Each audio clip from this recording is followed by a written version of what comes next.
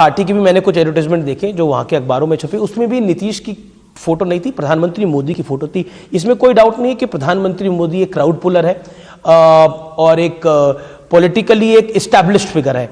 क्या आपको लगता है, आपको भी रियलाइज हो रहा है ये कहीं ना कहीं कि नीतीश की वजह से डेंट पड़ सकता है?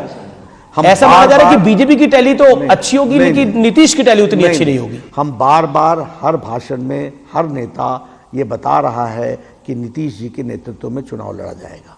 जहां तक पोस्टर का सवाल है, जब एनडीए का पोस्टर होता है उसमें दोनों के चेहरे होते हैं, जब बीजेपी का पोस्टर होता है उसमें बीजेपी का चेहरे होते हैं। और ये भी मैं बता दूं, ये इलेक्शन कमीशन के द्वारा भी ये आवश्यक होता है। अगर मुझे इलेक्शन कमीशन को हिसाब देना है तो उसमें बीजेपी की ही तस्वीर होगी, अगर उसमें ज्वाइंट होगी तो जेडीयू को भी उसका हिसाब देना पड़ेगा। तो हमारे यहाँ इन सब बारीकियों की भी चिंता की जाती है। एक और आरोप लग रहा है भारतीय जनता पार्टी पर कि आप कोरोना के टीके के बदले वोट मांग रहे हैं। ये सौदेबाजी है। बिल्कुल नहीं, हमारे यहाँ मानवता को ध्यान में रख करके काम किया जाता है। आप देखिए, हेपेटाइटिस बी का स्वास्थ्य मंत्री मैं था, मोदी जी प्रधानमंत्री थे, उनके आशीर्वाद से हमने फ्री किया कि नहीं किया। HIV एड्स, इसको टेस्ट एंड ट्रीट फ्री किया कि नहीं किया, कि जब टेस्ट होगा किसी को पॉजिटिव होगा ट्रीटमेंट उसी समय से शुरू हो जाएगी। इसके साथ साथ हमने 7 टीकों से उठा करके 12 टीके तक हम ले गए कि नहीं ले गए, यानी जो इम्यूनाइजेशन प्रोग्राम था उसका कवरेज बढ़ाया कि नहीं बढ़ाया, रोटा वायरस जोड़ा कि नहीं जोड़ा। तो हम मानवता को ध्यान में लेकर के काम करते हैं।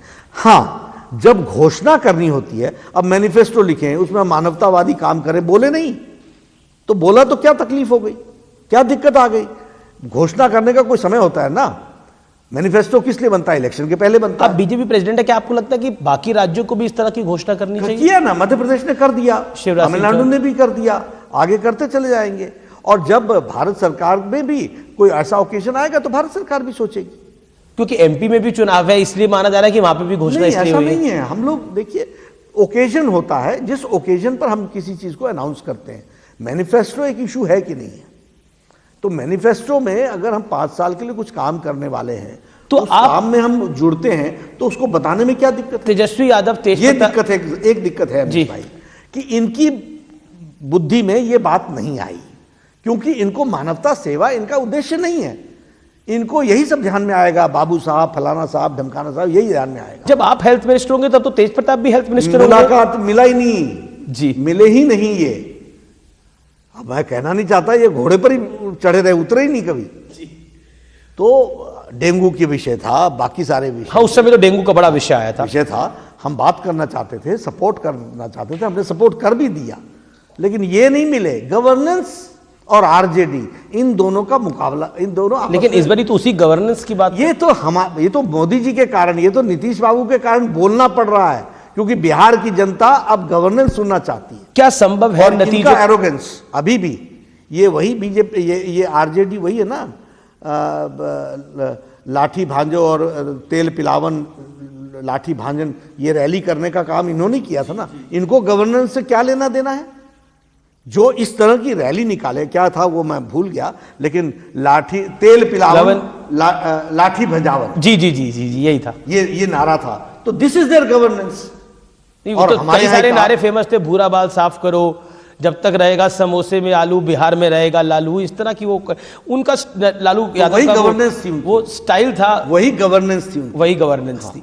आज उनको मजबूर होना पड़ रहा है क्योंकि मोदी जी और नीतीश कुमार ने बिहार को एक नए दृष्टि से आगे बढ़ाने का काम किया। ये बड़ा महत्वपूर्ण सवाल है आपसे, अगर नतीजों के बाद नीतीश कुमार कमजोर पड़ते हैं बिहार के अंदर, तो क्या हम महाराष्ट्र की तरह बीजेपी का रोल बड़ा देखेंगे, यानी बीजेपी बड़े भाई के रूप में सामने आएगी? देखिए, हम साथी के साथ कभी बड़ा छोटा भाई नहीं करते, साथी साथी होता है, यानी बड़ा अलायंस पार्टनर, छोटा अलायंस पार्टनर। अगर हम बड़े भी हुए तब भी हमारे नेता नीतीश कुमार होंगे। जो हम लोग वायदा करते हैं उसको हम लेटर और स्पिरिट में इंप्लीमेंट करते हैं। इसलिए, और जहां तक नतीजे आ रहे हैं अलायंस के, आपने देखा होगा मीश जी, वो नतीजे बड़ी क्लियर कट मेजॉरिटी हमको दे रहे हैं। और ये 15 दिन पहले के हैं, जो ओपिनियन पोल्स आ रहे हैं, हाँ नतीजे नहीं, सॉरी, ओपिनियन पोल्स आ रहे हैं।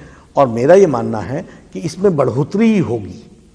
और नीतीश जी की, अब कह रहे हैं ऐसा फिलहाल कुछ नहीं है, क्योंकि ये कन्फ्यूजन इसलिए हुआ माननीय नड्डा जी, ये कन्फ्यूजन इसलिए हुआ क्योंकि चिराग पासवान जो कि एलजेपी के अब अध्यक्ष हैं, राष्ट्रीय अध्यक्ष, उन्होंने कहा कि मैं नरेंद्र मोदी का तो हनुमान हूं और नीतीश कुमार को मैं सीएम देखूंगा नहीं, और अगर हमारी सत्ता में भागीदारी हुई तो मैं नीतीश को जेल भेजूंगा। देखिए, मैं फिर कहता हूं, भारतीय जनता पार्टी अपने अलायंस पार्टनर के साथ ईमानदारी और पूरी शिद्दत के साथ चुनाव लड़ती है। हमारे अलायंस पार्टनर्स हैं बीजेपी, जनता दल यूनाइटेड, हम पार्टी और वीआईपी पार्टी, और हम यही चार लोग, यही चार पार्टियां के लिए कैंपेन भी कर रहे हैं और यही जीतेंगे, यही लोग आएंगे। कुछ डिविजिव फोर्सेस डिवाइड करने के लिए और कंफ्यूजन करने का प्रयास कर रही हैं, लेकिन भारतीय जनता पार्टी का काडर और भारतीय जनता पार्टी का वोटर और जनता दल यूनाइटेड का वोटर और हम पार्टी का वोटर और वीआईपी पार्टी का वोटर बड़ा डिसिप्लिन्ड है, इसलिए वह ऐसे झांसे में तो चिराग पासवान कहते हैं मेरे सीने में तो